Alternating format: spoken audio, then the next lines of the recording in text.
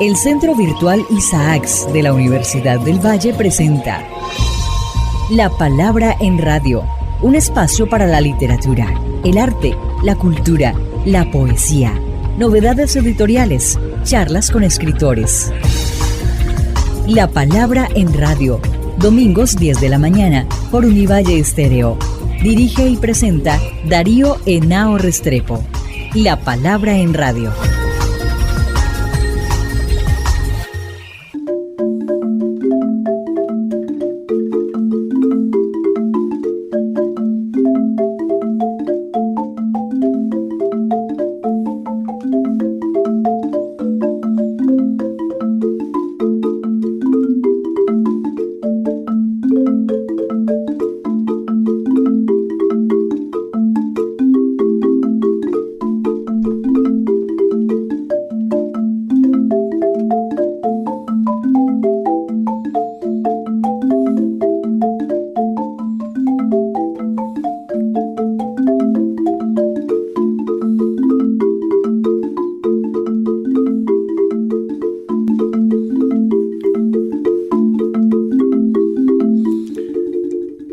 Muy buenas, amables oyentes. Hemos empezado con un aire de bambuco viejo, tocado por Héctor Tascón Hernández, musicólogo, profesor de la Escuela de Bellas Artes, investigador de la marimba en nuestro Pacífico Sur. Vamos a hablar alrededor de la marimba. Este es un programa especial y vamos a pedirle a Héctor empezar por la historia del instrumento. Cuéntanos un poquitico la historia de la marimba. Bien, Darío, bueno, respecto a la historia siempre hay como dos versiones, ¿no? La versión de que para nosotros es como la aceptada, que la marimba es un instrumento africano. Varias de las bases rítmicas de los tambores que acompañan, que hacen el curlao, se parecen a varias de las bases de los tambores en África. Sin embargo, es interesante lo que sucede con la historia indígena, ¿no? Los indígenas, por ejemplo, en México y en Centroamérica, también se reclaman la marimba. Y cuando tú le preguntas a ellos allá de quién es la marimba, pues su instrumento nacional es de los indígenas, inventado por los indígenas.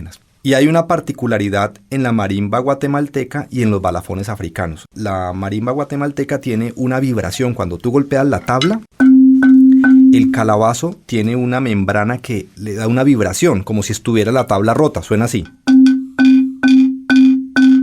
Suena un poco de esa forma. Eso mismo sucede con muchos de los balafones africanos. Y es curioso que la marimba colombiana, siendo este elemento tan importante de la sonoridad del balafón africano, es curioso que la marimba colombiana no lo tenga. Por el contrario, tú escuchas la marimba colombiana, pues, y es una marimba de un sonido muy transparente. Fíjate que no hay...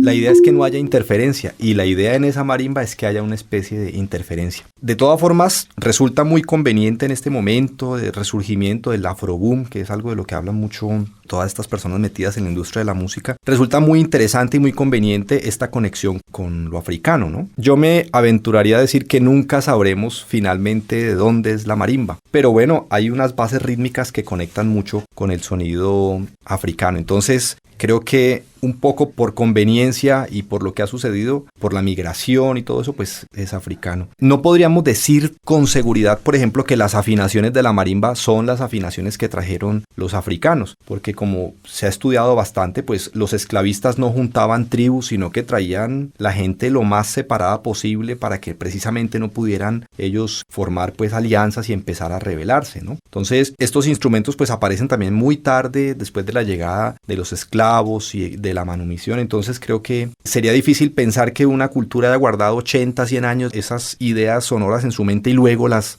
deposita en la marimba. Seguramente que hay algunas cosas rítmicas, que es lo que uno percibe en estos tambores del Pacífico, que se perciben en los tambores africanos. Pero la incógnita sigue ahí y me parece que es muy interesante que eso esté ahí, que tal vez nunca lo podamos saber.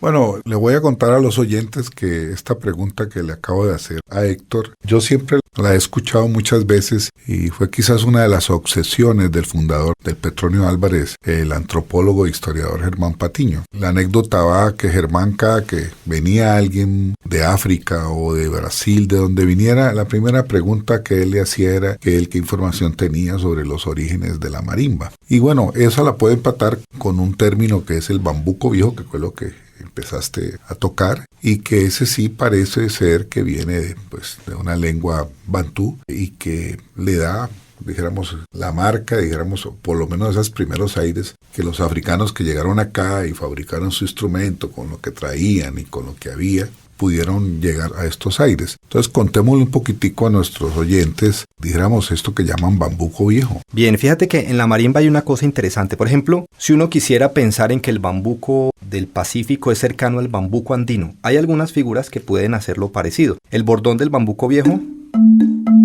esto fácilmente puede ser una base rítmica de un bambuco andino.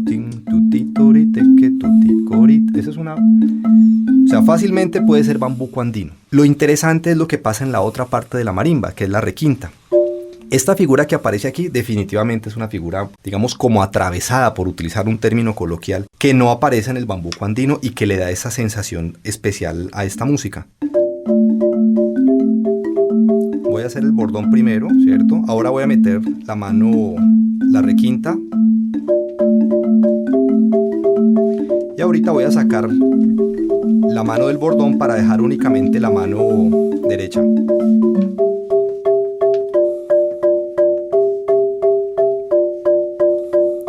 Si tú escuchas, Darío, aquí tenemos 4 golpes. 2, 3, 4, 1, 2, 3, 4, 1. Y estos golpes son casi, lo que podríamos decir, casi un compás binario. O sea, uno escucha aquí claramente 4 golpes, 2, tan claramente espaciados. ¿Ves? Es particular que esa división binaria se dé en la mano derecha o la haga el requintero, mientras el bordonero está pensando una división ternaria del pulso. Y eso hace que la música sea totalmente diferente y un poco atravesada. Y hay un elemento más si uno quisiera mencionar. Cuando tú observas, por ejemplo, un bombero, el bombero es el que toca el bombo, ¿cierto? Ellos tienen, al golpear, la baqueta del bombo, la que golpea el parche, es una baqueta muy chiquitica. Entonces, para poder impactarlo fuerte, el bombero tiene que desplazar todo su brazo para golpear. Y eso hace que el golpe sea un poco más, digamos, que lento, ¿sí? Y si sumamos eso a esta figura que estaba desarrollando aquí en la marimba, lo que sucede es una música en la que uno siente que el acento del bombo siempre está como yendo hacia atrás. Por eso cuando tú tratas de escribir un currulao en un programa final, estos programas para editar música, no tiene esa sensación, porque ese golpe del bombo siempre es como que no lo puedes ubicar en ninguna parte. Bueno, y a eso se suma que sobre la voz de la derecha va sonando la cantadora. Entonces, él hace... Hoy, hoy, hoy, ahí se fue, te estoy mirando.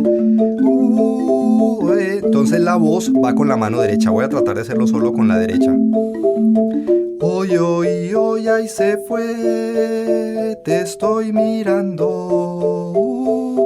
Entonces eso hace que la música sea más interesante y uno podría, para usar el término nuevamente, más atravesada, particularmente el bambuco viejo. Bueno, esa es una explicación muy interesante para los legos. Y tú me decías que este es un instrumento que a partir, en el caso del petronio, pero de lo que está pasando en otras áreas, va a pasar de un instrumento diatónico a cromático, a las fusiones y a todo lo que puede dar el instrumento. Para que le expliquemos un poco a nuestros oyentes en qué consiste esas posibilidades que tiene el instrumento, ahora que hay este auge que tú llamas, o que mucha gente llama el afroboom. Sí, Darío. Bueno, inicialmente la marimba de chonta es un instrumento que tiene una afinación tradicional, donde si tú revisas el piano, por ejemplo, el piano repite sus octavas cada 8 notas, esas son las octavas. En la marimba, casi que las octavas se dan casi 7 notas. Es como si tú cogieras las notas del piano y las comprimieras un poquito. Es la característica de la marimba tradicional, es un trabajo muy importante que hizo el profesor Carlos Miñana. Él dice que la marimba tiene una afinación heptatónica. Pero ya cuando la marimba empieza a salir a los festivales y a los concursos, pues los músicos empiezan a tocar con piano, con bajo y afinan la marimba como las notas blancas del piano.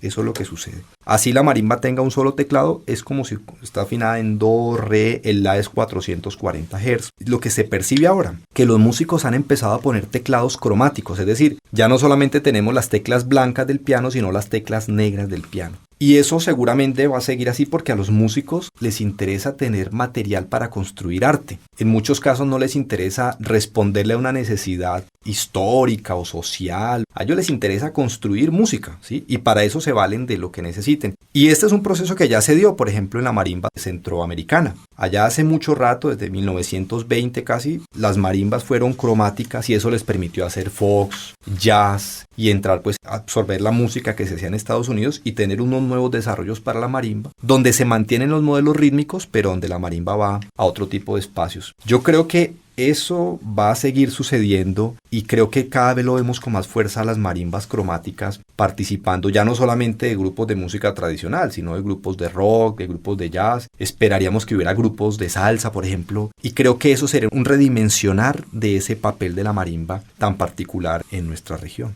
Bueno, y ahí volvemos entonces al Festival de Música del Pacífico. ¿Qué está pasando en el Petronio Álvarez con la marimba? O sea, ¿se ha desarrollado? ¿En qué no? ¿En qué, dijéramos, los formatos no le favorecen? ¿En qué la modalidad libre le da vía a que se integre y se fusione con otro tipo de instrumentos? Quizá hablan un poquito de la marimba en el Petronio Álvarez. Bien, yo percibo que tristemente la marimba ha perdido uno de sus personajes, ¿no? La marimba tocan dos personas. Fíjate la diferencia que hay cuando yo toco, un solo marimbero toca la marimba y cuando la tocan dos. Si yo fuera un solo marimbero que está en el Petronio, entonces tengo que hacer el papel del bordonero, es el que toca la parte baja de la marimba, y el papel del requintero, que es el que toca la parte aguda.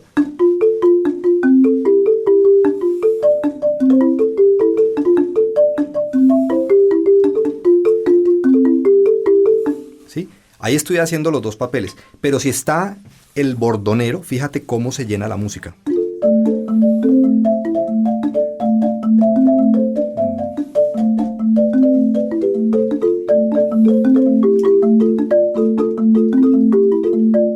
Sí, hay una diferencia, claro, están sonando 4 sonidos al tiempo, mientras que en el otro solamente estaba sonando 2. Yo percibo que eso ha generado un poco un debilitamiento en los grupos de música tradicional. Cuando no está el bordón, uno percibe que las cantadoras tienden a ir hacia otras partes, porque el bordón es el que le da la base a las cantadoras. Y en los grupos de música libre siento que empiezan a quedarse un poco cortos, más en el sonido brillante de la marimba todo el tiempo, ese sonido muy brillante que compite un poco con el clarinete, con el saxofón, y que entonces hace que la marimba pierda ese lugar de relleno armónico. Me parece que es muy importante. Entonces la música se va transformando también con sus necesidades, ¿no? Si tú piensas en un grupo de música tradicional donde van 5 personas y ahora donde vamos a ir 4 porque yo estoy cumpliendo las 2 funciones, pues digamos que a nivel del recurso el asunto también es diferente, ¿no? Y los grupos se acomodan también a las necesidades.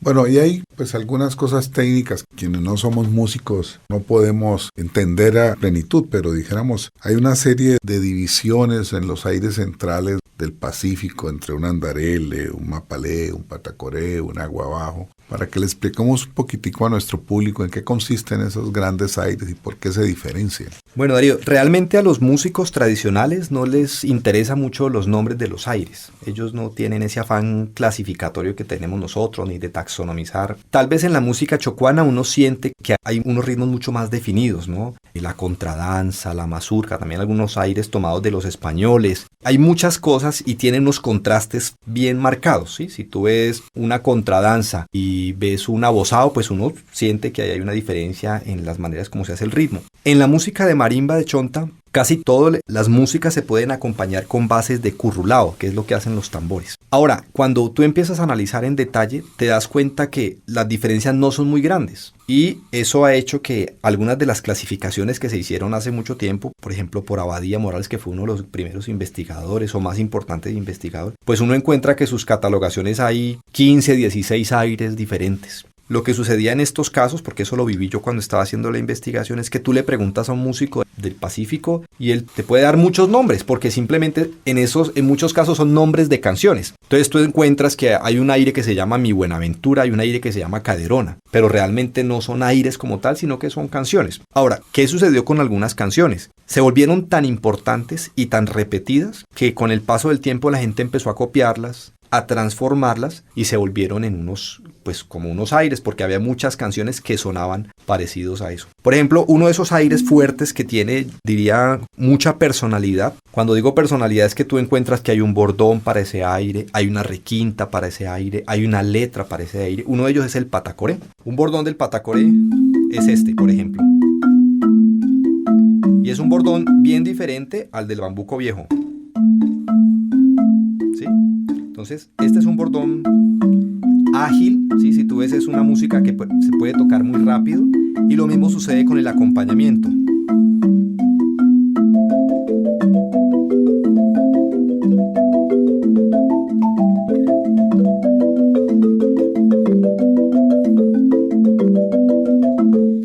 comparado con este que es el bambuco viejo.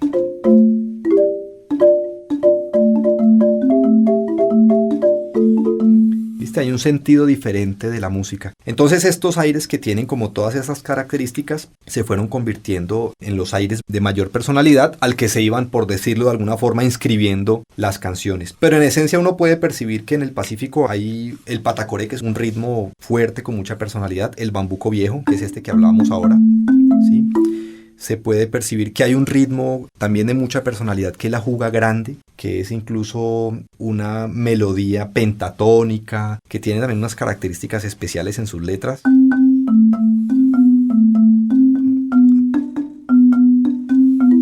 ver, lo hago por aquí más bien.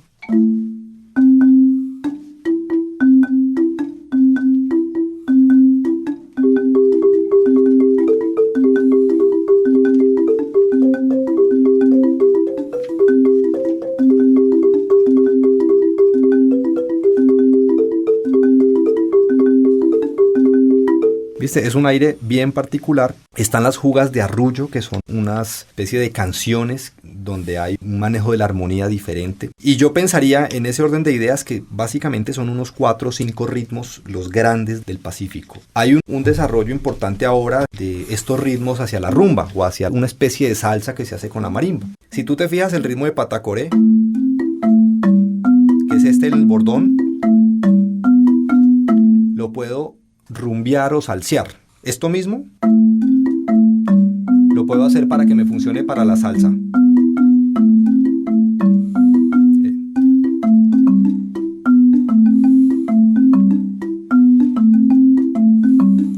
Estoy usando la misma estrategia, pero la paso a este ritmo de rumba. Entonces hay mucha música que me puede salir por ahí. Pero en esencia se toman casi que los mismos patrones y se transforman un poco para las nuevas necesidades de los artistas y de los intérpretes. Pero aquí llegamos a una pregunta que es muy común y que se está planteando muchísimo en este momento cuando se habla del petróleo y su futuro, que es el tema de las fusiones. Y ya hay una cierta tradición, dijéramos, entre nosotros de fusionar con el jazz algo, lo que está haciendo Hugo con la salsa o con el hip hop, como Chuck It Down y cosas de esas. Es decir, hablemosle a nuestros oyentes un poco de esto, de estas fusiones, de su futuro, de todas las posibilidades que se le dan a partir de la marimba y de los ritmos del Pacífico. No, evidentemente este tipo de desarrollos enriquecen la música. Yo creo que la marimba llegue al hip hop, eso me parece que es bien importante. Lo que uno se pregunta un poco ahí es como por la calidad a veces de lo que se está desarrollando, ¿no? Cuando tú observas, en el caso del Petronio, muchos de los arreglos que están orientados hacia las nuevas músicas, uno siente que ahí hay mucho interés, nuevas ideas, pero a veces falta el manejo del formato. O sea, falta que haya equilibrio sonoro, falta que eso suene con calidad. Entonces, una de las preocupaciones, conversando hace poco con uno de los colegas que están metidos pues en el tema de la música, fusión y esto, es que con el paso del tiempo, en este momento estamos viviendo un boom de esta música del Pacífico y eso, pero eso va a tener un declive. En algún momento eso empieza también, ¿cierto? Ya empieza a bajar los medios y eso sucede con todas las músicas. Si no se ha construido música con calidad, que pueda, por ejemplo, comercializarse o venderse en otros, que sea de interés en el sentido de la calidad para otras personas, eso va a tender a ser un festival, por lo menos en el lado musical, tal vez va a perder el interés. Claro, la rumba, la fiesta es importante, pero si no hay una calidad, en el caso, por ejemplo, de la modalidad libre, en el tema de las afinaciones de los vientos, de la sincronía de los arreglos, pues es posible que pase el boom del Petronio y entonces pues la gente ya no se sienta interesada en venir a ver una música que tiene muy buenas ideas, pero que tal vez no tiene tan buena calidad interna en su construcción, aunque hay muy buenas ideas. Pero unos meses antes de que se muriera Jairo Varela, chocuano, atrateño, como lo dice en una de sus canciones, él decía que él le veía mucho futuro a esa música del Pacífico, donde él había nacido, pero cuando le hicieran músicos, cuando tuviera eso que tú estás diciendo, mucha calidad, y que eso era un problema de poderlo producir como se merecía. Y creo que se murió planteándole un proyecto a Hugo Candelario de que él le hacía la producción, a la música que él le entregara, que es un poco lo que tú estás señalando. Es decir, el Petronio va a perdurar en la medida que eso sea la base de un movimiento con mucha calidad musical. Sí, y esto es muy interesante cuando se hace así, Darío, porque de la mano mano de esas nuevas exigencias de la música, pues no nos quedamos mirándonos el ombligo, ¿cierto? Y entonces pensando que somos el centro, sino que hay la posibilidad de abrirse y ver que hay festivales afro en otras partes con unas calidades tremendas. Y no estamos hablando solamente de que los vientos o las voces estén afinadas en la modalidad libre. Estamos hablando de que los grupos tradicionales puedan venir con su marimba tradicional, pero que pueda haber una calidad sonora que les permita incluso innovar dentro de la música tradicional. Dentro de la música tradicional también se innova. Y esto sucede en esos festivales y hace que la gente esté muy interesada en ir a ver qué es lo que se está haciendo y cómo se está construyendo esa nueva música tradicional también. Pero sí, claro, definitivamente, bueno, esperemos que sea parte de la madurez, ¿no? En la madurez uno va encontrando cosas y la madurez hace parte de ir haciendo tal vez no tanto ruido y mucha más calidad, y seguro que eso va a hacer que haya unos nuevos intereses en la música.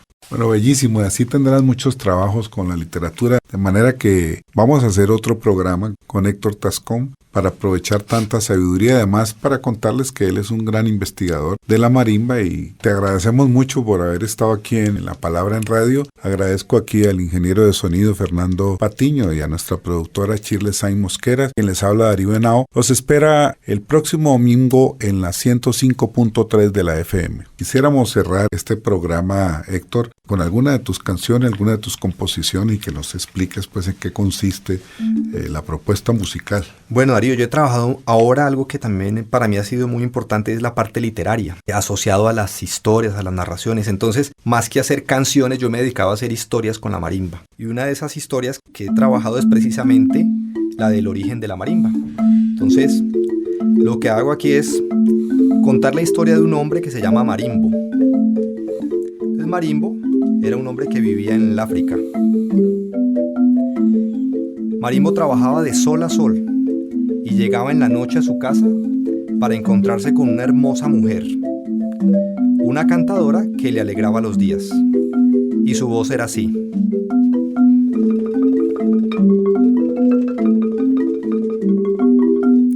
Pero un día llegaron los esclavistas, mataron a las mujeres, a los niños y se llevaron a Marimbo.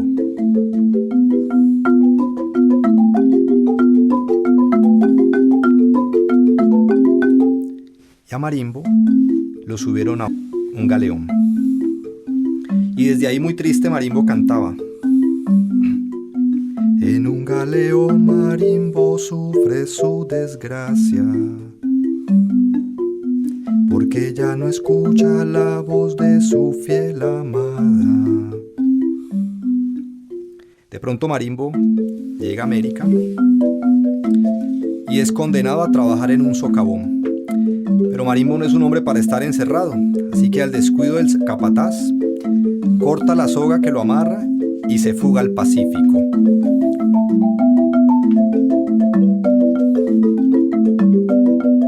De pronto, exhausto, se deja caer a orillas del río Napi. Y a lo lejos puede observar cómo unas latas de chonta se ríen de él. Así que saca su machete y empieza a trozarlas.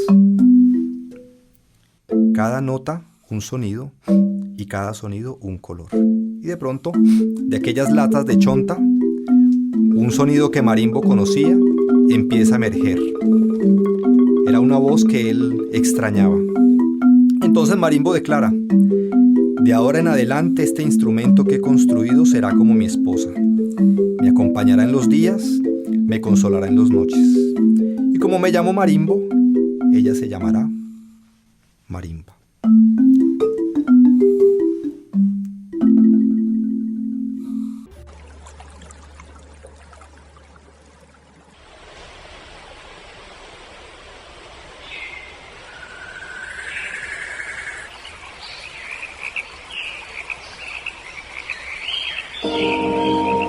El Centro Virtual Isaacs de la Universidad del Valle presenta La Palabra en Radio, un espacio para la literatura, el arte, la cultura, la poesía, novedades editoriales, charlas con escritores.